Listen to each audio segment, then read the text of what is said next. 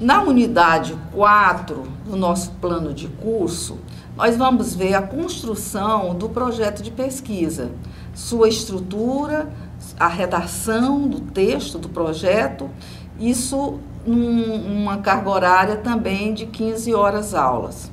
Então, a gente vê que o texto, o documento escrito, que se chama projeto de pesquisa, ele possui elementos pré-textuais, que são aqueles que vêm antes do texto, propriamente dito, e tem também os elementos pós-textuais.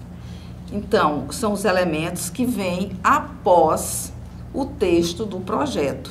Então, nós temos elementos pré-textuais, os elementos textuais propriamente ditos e, posteriormente, os elementos pós-textuais. Então, vocês sabem que antes da gente entrar num documento escrito, a gente tem a capa, a gente tem a folha de rosto, a gente tem os agradecimentos, uma dedicatória, a gente tem o sumário. Tá? Então, esses elementos, eles ainda não fazem parte do texto, mas eles devem acompanhar o texto principal. Então, esses elementos, eles são chamados de pré-textuais, porque eles antecedem o documento. E os elementos pós-textuais também são necessários, eles devem acompanhar, mas eles não são elementos do texto. Eles são elementos acessórios, tanto os pré-textuais como os pós-textuais. Então, aqueles elementos pós-textuais são, por exemplo, as referências. Quando você usa uma bibliografia que você tem que colocar obrigatoriamente num texto científico, você está colocando aí um elemento pós-textual. Além disso, a gente tem outros elementos que a gente coloca depois do texto. Por exemplo, um glossário, se a gente usa palavras, expressões que não são usuais, ou que pertencem a um universo restrito, científico ou popular, a gente tem que colocar o glossário lá depois do documento, após o documento.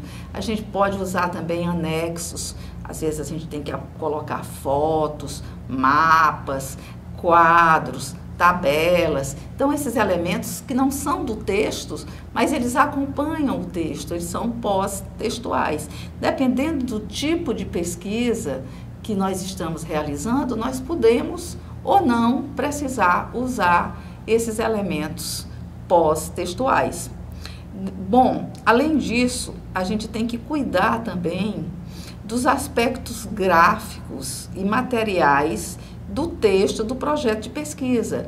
Esse projeto, esse documento, ele tem que ser digitado dentro de normas também preconizadas pela ABNT, Associação Brasileira de Normas Técnicas. Então, a gente tem que cuidar das margens, a gente tem que cuidar da numeração das páginas, a gente tem que cuidar dos títulos, o que se usa maiúscula, o que se usa em minúscula. Enfim, esses aspectos, eles também são importantes para a apresentação do projeto de pesquisa. Então, isso faz parte do nosso plano de curso e a gente vai dar uma atenção especial a esses elementos na unidade 4.